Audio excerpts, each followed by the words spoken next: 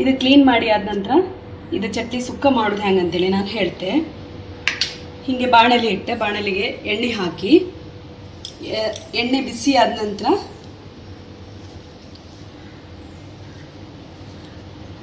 ಅದಕ್ಕೆ ಸ್ವಲ್ಪ ಬೇವಿನ ಸೊಪ್ಪು ಹಾಕಕ್ಕ,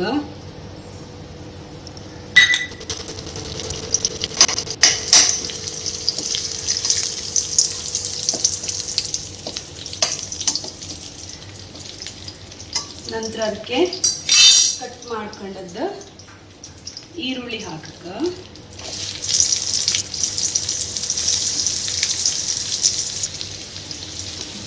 ಕಟ್ ಮಾಡ್ಕೊಳ್ಳೋದು ಈರುಳ್ಳಿ ಮತ್ತು ಹಸಿಮೆಣಸು ಮಿಕ್ಸ್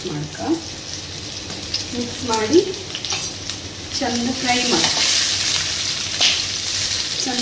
ಮಾಡಿ ಅದು ಕೆಂಪು ಕಲರ್ ಬರೋವರೆಗೆ ಫ್ರೈ ಮಾಡಿ.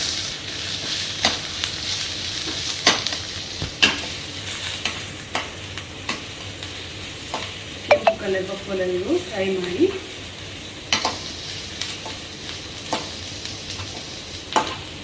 ಚಟ್ನಿ ಸುಕ್ಕ ಮಳೆಗಾಲದಲ್ಲಿ ಭಾರಿ ಟೇಸ್ಟ್ ಆಗ್ತದೆ. ಕರಾವಳಿದ ಇದು ಸ್ಪೆಷಲ್ ಸೀ ಫುಡ್.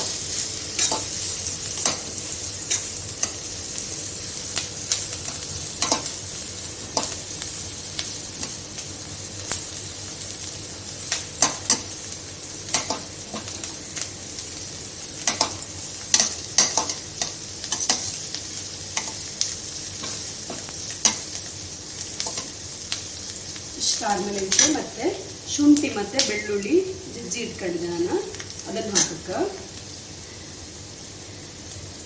ಅದನ್ನು ಫ್ರೈ ಮಾಡ್ಕ.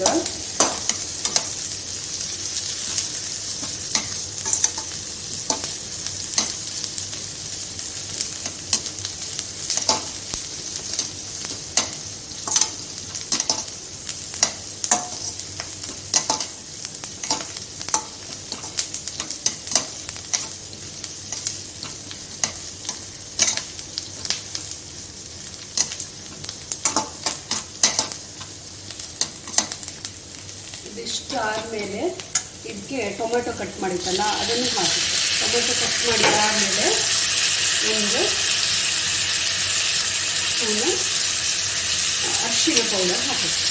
ಅರಿಶಿನ ಪೌಡರ್ ಇಷ್ಟೊತ್ತಿಗೆ ಹಾಕಿ ಅಂತ ಹಾಕಂದರೆ ಪಟ್ಟ ಟೊಮೆಟೊ ಎಲ್ಲ ಬೇಯಿಸ್ತು ಸ್ಮ್ಯಾಶ್ ಕೂಡಲೇ ಚುರುಕು ಹಾಕಿ ಮಾಡ್ತಾರೆ ರೊಟ್ಟಿಗೆ.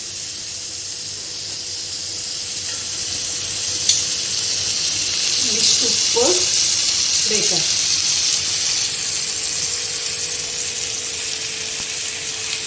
ಚಂದ ಫ್ರೈ ಮಾಡಿ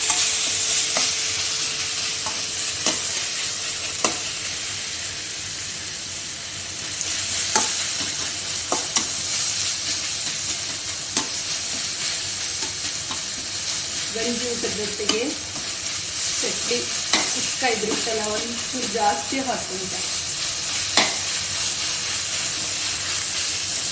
ಕಾಳಿ ಎಷ್ಟು ಬೇಗ ಇದು ಸ್ಮ್ಯಾಶ್ ಆಯ್ತದೆ ಅರಿಶಿನ ಮತ್ತು ಉಪ್ಪು ಹಾಕುತ್ತೆ. ಈಗ ಇದಕ್ಕೆ ಚಟ್ನಿ ಹಾಕ, ಎಲ್ಲ ಮಾಡಿ ಕ್ಲೀನ್ ಮಾಡಿ ಇಟ್ಕೊಳ್ಳುತ್ತೆ. ಚಟ್ನಿ ಹಾಕ, ಮಳೆಗಾಲದಲ್ಲೆಲ್ಲ ಕಡಿಮೆ ಚಟ್ನಿ ಸಿಕ್ಕುದು.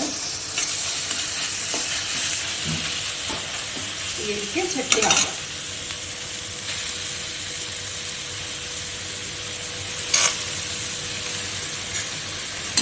ಚಟ್ನಿ ಹಾಕಿ ಚೆಂದ ಮಾಡಿ ಮಿಕ್ಸ್ ಮಾಡಿ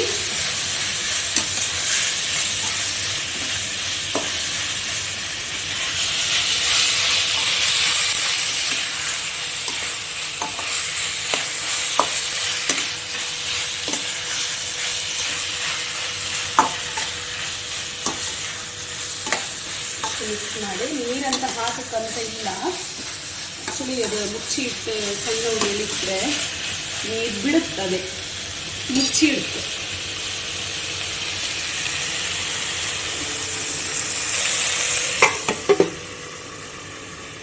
ನೀರು ಕಡಿಮೆ ಅಂದರೆ ಒಂದು ಸ್ವಲ್ಪ ನೀರು ಹಾಕಿ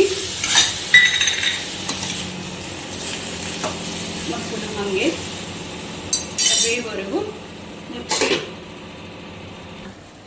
ಈಗ ಇಷ್ಟ ಆದಮೇಲೆ ಇದಕ್ಕೆ ಒಂಚೂರು ಹುಣಸೆಹಣ್ಣಿನ ರಸ ಹಾಕಬೇಕು. ಚೂರು ಹುಣಸೆಹಣ್ಣಿನ ರಸ ಹಾಕಿ ಮಿಕ್ಸ್ ಮಾಡಿ. ನಂತರ ಇದು ಪೌಡರ್ ಈಗ ನಾನು ಮಾಡಿದೆ. ಇದೆಲ್ಲ 4 ಹಸಿ ಇದು ಒಣಮೆಣಸಿನ್ಕಾಯಿ ಹಾಕಿದ್ದೆ. ಮತ್ತು ಇದು ಕಾಳುಮೆಣಸು, ಕೊತ್ತಂಬರಿ, ಜೀರಿಗೆ ಮತ್ತು ಗರಂ ಮಸಾಲ ಪೌಡರ್ ಇಷ್ಟನ್ನು ಹಾಕಿದ್ದೀನಿ. ಇಷ್ಟನ್ನು ಹಾಕಿ ಪೌಡರ್ ಮಾಡೋದು. ಈ ಪೌಡರ್ನ ಇದಕ್ಕೆ ಹಾಕಿ ಎಷ್ಟು ಬೇಕೋ ಅಷ್ಟು ಹಾಕಿ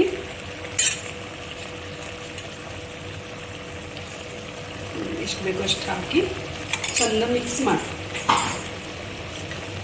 ಚೆಂದ ಮಿಕ್ಸ್ ಮಾಡಿ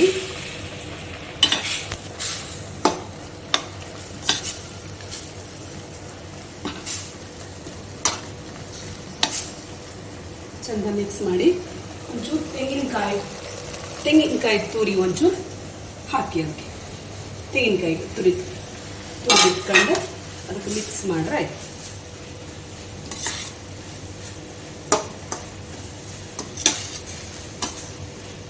ಈಗ ಚಟ್ನಿ ಸುಕ್ಕ ರೆಡಿ.